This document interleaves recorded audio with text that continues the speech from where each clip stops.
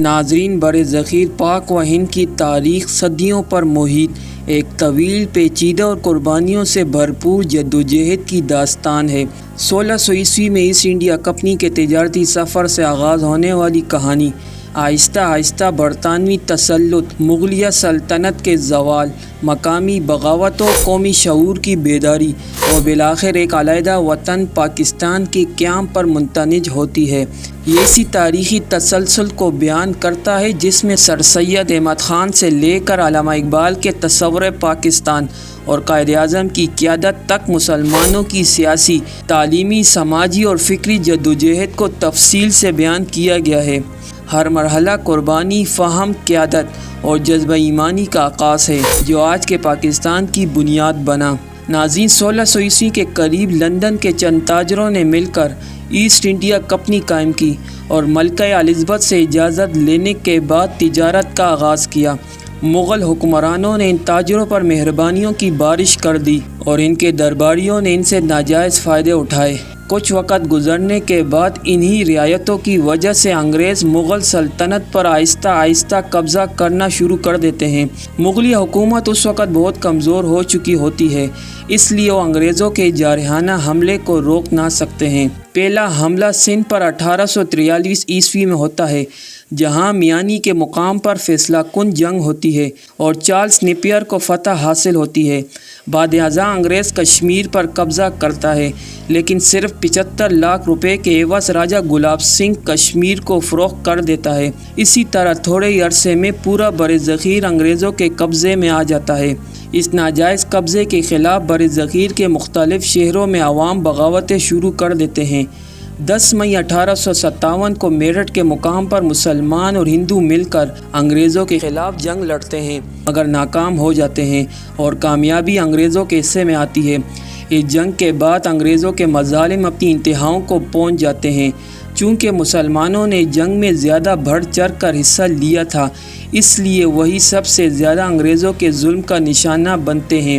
اس کے بعد کئی شہر تباہ کر دیے جاتے ہیں اور مسلمانوں اور ہندوؤں کو چوراہوں پر پھانسیاں دی جاتی ہے۔ 1857 کی جنگ آزادی کے بعد مسلمان تعلیمی اور سماجی میدان میں پیچھے رہ جاتے ہیں اور ان کا مستقبل تاریک دکھائی دینے لگتا ہے۔ ایسے میں سر سید احمد خان سامنے آتے ہیں اور مسلمانوں کو تعلیم کی طرف راغب کیا جاتا ہے۔ وہ کئی تعلیمی ادارے قائم کرتے ہیں، جن میں علی گڑھ کالج، بعد میں علی گڑھ یونیورسٹی، ان کی سب سے نمایاں کامیابی ہوتی ہے۔ 1866 عیسوی میں اردو ہندی تنازع شروع ہوتا ہے، جب دفتری زبان کے طور پر اردو کی جگہ ہندی کو نافذ کرنے کی کوشش کی جاتی ہے۔ اس کے بعد ہندو اور مسلمانوں میں فاصلے بڑھنے لگتے ہیں۔ انگریز بھی مذہب کی بنیاد پر تقسیم کو ہوا دیتے ہیں۔ اس وقت برصغیر میں کانگریس واحد بڑی سیاسی جماعت ہوتی ہے۔ سر سید احمد خان مسلمانوں کو سیاست سے دور رہنے کا مشورہ دیتے ہیں، مگر وقت کے ساتھ ساتھ مسلمانوں میں کئی رہنما سامنے آ چکے ہوتے ہیں۔ 1906 عیسوی میں شملہ میں مسلمانوں کے ایک وفد نے وائسرائے لارڈ منٹو سے ملاقات کرتے ہیں اور مسلمانوں کے لیے علیحدہ انتخابات کا مطالبہ کیا جاتا ہے۔ وائسرائے اس مطالبے کی حمایت کرتے ہیں اور دسمبر 1906 میں آل انڈیا مسلم لیگ کی بنیاد رکھی جاتی ہے۔ سر آغا خان اس کے پہلے صدر منتخب ہوتے ہیں۔ 1913 میں قائد اعظم محمد علی جناح کانگریس چھوڑ کر مسلم لیگ میں شامل ہو جاتے ہیں اور ہندو مسلم اتحاد کے سب سے بڑے حامی ہوتے ہیں۔ انہی کی کوششوں سے 1916 میں لکھنؤ معاہدہ وجود میں آتا ہے، جس میں کانگریس مسلم لیگ کے مطالبات مان لیتے ہیں۔ اسی دوران عالمی سطح پر جنگ عظیم جاری ہوتی ہے، خلافت عثمانیہ کو شکست ہوتی ہے، جس کے بعد 1919 میں مسلمان خلافت کے تحفظ کے لیے تحریک خلافت شروع کرتے ہیں۔ یہ تحریک برصغیر کی سب سے بڑی تحریک بن جاتی ہے، جس میں گاندھی جی بھی مسلمانوں کا ساتھ دیتے ہیں، لیکن بعد میں وہ تحریک سے علیحدہ ہو جاتے ہیں۔ اسی دوران 1919 میں انگریز رول ایکٹ نافذ کرتے ہیں، جس کے تحت بغیر مقدمے کے کسی کو بھی قتل کیا جا سکتا تھا۔ اسی ایکٹ کے خلاف احتجاج کے دوران امرتسر باغ جلیانوالہ میں انگریزوں نے 1200 سے زائد افراد کو گولیوں سے بھون دیتے ہیں۔ 1920 سے 1948 تک تحریک آزادی کا دوسرا دور شروع ہوتا ہے۔ 1928 میں قائد اعظم 14 نکات پیش کرتے ہیں، جن میں مسلمانوں کے علیحدہ تشخص، حقوق اور سیاسی نمائندگی پر زور دیا جاتا ہے۔ 1930 میں علامہ اقبال الہ آباد میں مسلمانوں کے لیے علیحدہ ریاست کا مطالبہ کرتے ہیں جو مسئلے کا بہترین حل قرار پایا جاتا ہے۔ 1933 میں چودھری رحمت علی ناؤ اور نیور کے نام سے پمفلٹ شائع کرتے ہیں جس میں لفظ پاکستان تجویز کیا جاتا ہے۔ قائد اعظم ان حالات سے مایوس ہو جاتے ہیں اور لندن واپس چلے جاتے ہیں، مگر علامہ اقبال کی درخواست پر 1934 میں واپس آ جاتے ہیں اور اپنی زندگی مسلمانوں کی آزادی کے لیے وقف کر دیتے ہیں۔ 1937 کے انتخابات میں کانگریس 7 میں سے 7 صوبوں میں حکومت بناتی ہے، جبکہ مسلم لیگ کو صرف 106 نشستیں ملتی ہیں۔ کانگریس مسلمانوں کو ان کا حق نہیں دیتی، جس پر 1939 میں مسلم لیگ یوم نجات مناتی ہے۔ 1940 میں مسلم لیگ کا تاریخی اجلاس لاہور میں ہوتا ہے، جہاں مولوی فضل الحق قرارداد پاکستان پیش کرتے ہیں جو متفقہ طور پر منظور ہو جاتی ہے۔ اس اجلاس میں قائد اعظم نے اپنی تقریر میں کہا کہ ہندو اور مسلمان 2 الگ قومیں ہیں اور یہی نظریہ پاکستان کی بنیاد بنتا ہے۔ اب تحریک پاکستان زور پکڑتی ہے، دوسری طرف مذہبی فسادات شدت اختیار کرتے ہیں اور ایک ساتھ رہنے والے لوگ ایک دوسرے کے گلے کاٹنا شروع کر دیتے ہیں۔ 1942 میں کرپس مشن ناکام رہتا ہے۔ 1944 میں راج گوپالاچاری مسلمانوں کے علیحدہ وطن کے مطالبے کو تسلیم کر لیتے ہیں، مگر گاندھی جی متحدہ ہندوستان پر مصر رہتے ہیں۔ 1945 میں وائسرائے ماؤنٹ بیٹن شملہ میں آل انڈیا کانفرنس بلاتے ہیں، جس میں نہرو، سکھ رہنما اور قائد اعظم شامل ہوتے ہیں۔ مذاکرات ناکام ہو جاتے ہیں۔ مسلم لیگ تمام مسلمانوں کی نمائندگی کا مطالبہ کرتے ہیں، جبکہ کانگریس اسے ماننے پر تیار نہ ہوتی ہے۔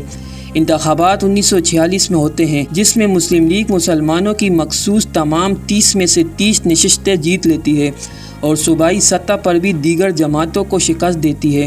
اس سے پاکستان کے قیام کی راہ ہموار ہو جاتی ہے۔ 1946 میں کیبنٹ مشن پلان آتا ہے، جسے کانگریس قبول کر لیتی ہے، مگر مسلم لیگ اسے مسترد کر دیتی ہے۔ بعد میں کانگریس خود بھی مکمل پلان ماننے سے انکار کر دیتی ہے۔ اس پر مسلم لیگ 16 اگست 1946 کو یوم راس اقدام مناتی ہے، جس کے بعد ملک بھر میں فسادات شروع ہو جاتے ہیں۔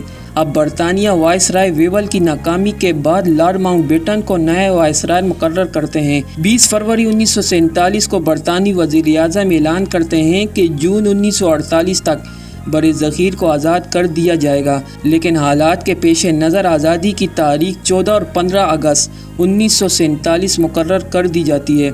3 جون 1947 کو تقسیم ہند کا اعلان ہوتا ہے اور پنجاب و بنگال کی تقسیم کا فیصلہ کیا جاتا ہے۔ ریڈ کلف کو تقسیم کی ذمہ داری دی جاتی ہے، جو انتہائی متنازع فیصلے کرتا ہے۔